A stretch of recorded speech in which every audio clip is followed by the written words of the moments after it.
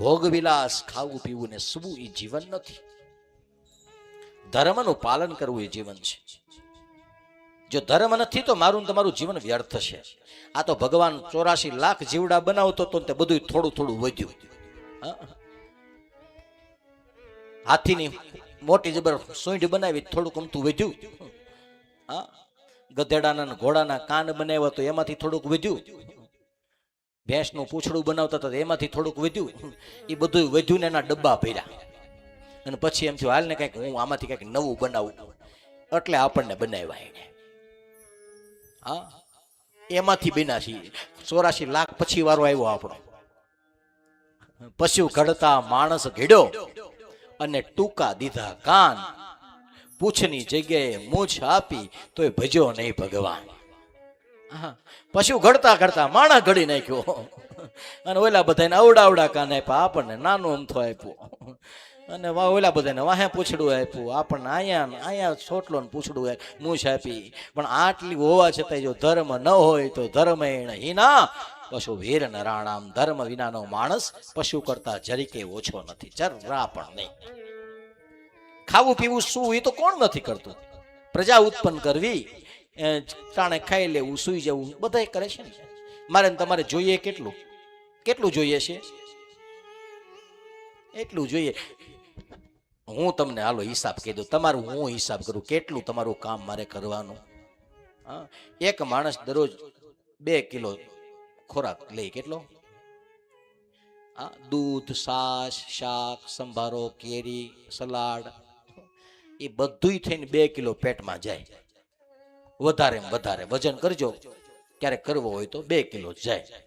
મહિને કેટલું થાય? 60 કિલો. 60 કિલો એટલે 3 મણ. આ 3 ગુણા 12 મહિના કરો, કેટલું થાય? 12 × 3 = 36 મણ. પાણી આવી ગયું.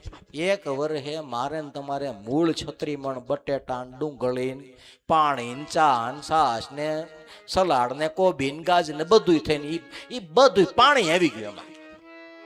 આટલું જોઈએ ખાલી. એક વર્ષ સુધી હાલે એટલું હોય. એટલે મૂળ 36 મણ જોઈએ. એ 36 મણ હાટું થઈને આપણે 360 દિવસ કામ કરવું પડે. બેનોને 365 દી કરવું પડે. એનો તો તહેવારો આવતા એમ કામ વધતું જાય. ઉનાળો આવે બધાને વેકેશન આવે, એને અથાણા આવે, વેકેશન આવે, એને બટેટાની પતરી પાડવાનું આવે ને છોકરાઓને નાસ્તાના ડબ્બા ભરવાનું આવે. દિવાળી આખી દુનિયાને રજાઓ આવે, એને શક્કરી પાડવી, શક્કરપારા કરવાની, મીઠાઈઓ બને. 365 દી કરવું પડે તઈ મેળ આવે. હાથીને દરરોજ 30 મણ જોઈએ. કેટલું? મારે તમારે વર્ષે 30 મણ જોઈએ. હાથીને દરરોજ 30 મણ જોઈએ. ક્યાંય કમાવા જવું પડે હાથીને?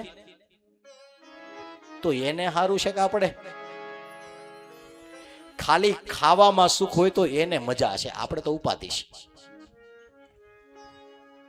વિષયોને ભોગવવામાં જો મજા હોય તો બીજા બધા પશુઓને કોઈ મર્યાદાને કાંઈ ચિંતા છે નહીં. ખવને ફાવે તેમ રખડે ભટકે, વિષયોનો ભોગવે. માણસ એક એવો છે એને મર્યાદામાં રહેવું પડે. જો વિષયોનો ભોગ ઈ સુખ હોય તો આપણી કરતા બધાને સારું છે. રાત પડે ને સુઈ જવાનું, સવાર સુધી સૂતું રહેવા. જો આ સૂતું રહેવું એમાં સુખ હોય ને તો સર્પ પોતાના જીવનનું 70% આયુષ્ય સુવામાં કાઢી નાખે છે. સુઈ જવું એ સુખ હોય ને તો એમાં આપણી કરતા એરું ને સારું છે. તો ભગવાનને કહેવાય કે હવે એરું કરજે, સર્પ કરજે. ધર્મો હિ એક. ભગવાન આહાર નિંદ્રા ભય મૈથુનંચ એતદ સમાના પશુભિર નરાણામ. આહાર નિંદ્રા ભય મૈથુન આ તો બધાય કરે છે, પણ ધર્મો હિ એક. ધર્મ એક એવી વસ્તુ છે જે મને તમને એકને જ ખબર પડે છે. પશુઓને ખબર પડતી? દરરોજ 1 લીટર દૂધ પીતા હોય ને એને કેજો કેટલું બળ હોય, તો કીધું હું આમ કરી નાખું તેમ કરી નાખું, એટલું વજન ઉપાડી લે ને. એ 1 લીટર ભેંસનું દૂધ પીનારામાં એટલું બળ હોય તો ભેંસમાં કેટલું હોય? કેટલું હોય? હોય કે નહીં? પણ એને બુદ્ધિ ન હોય એટલે એ ખીલો કાઢી ન કે હાકળ પડે એટલે એને ભૂખ્યું રહેવું પડે, તરસ્યું રહેવું પડે. એને ભગવાને બળ આપ્યું પણ એને બુદ્ધિ નથી આપી કે તારા તને તરસ લાગે તો હાકળ તોડવાનું ટેવડ તારામાં છે. એને ભગવાને બુદ્ધિ નથી આપી. તને ભૂખ લાગે તારા ગરદણીની રાહ જોવાની જરૂર નથી. તમે તાર ડોકું કરજે, સાકળ તૂટી જશે. એને તો કલામાં સાકળ પડી એટલે નક્કી થઈ ગયું હવે મારથી કાંઈ થાય.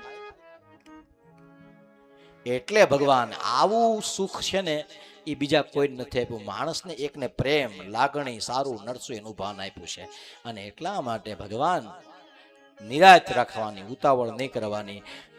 દેવાનંદ સ્વામી કહે છે ને, સુરેન્દ્રનગર પાસે મૂળી ગામ આવ્યું, મૂળીમાં દેવાનંદ સ્વામી થઈ ગયા. એને સરસ મજાનું પદ લખ્યું છે. ધીરજ ધર તું અરે અધીરા,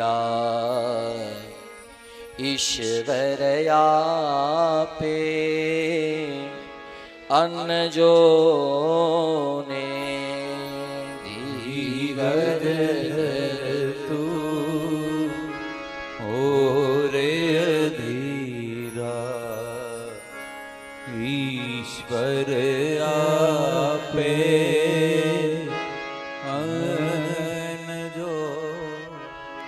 ખલકતણો છે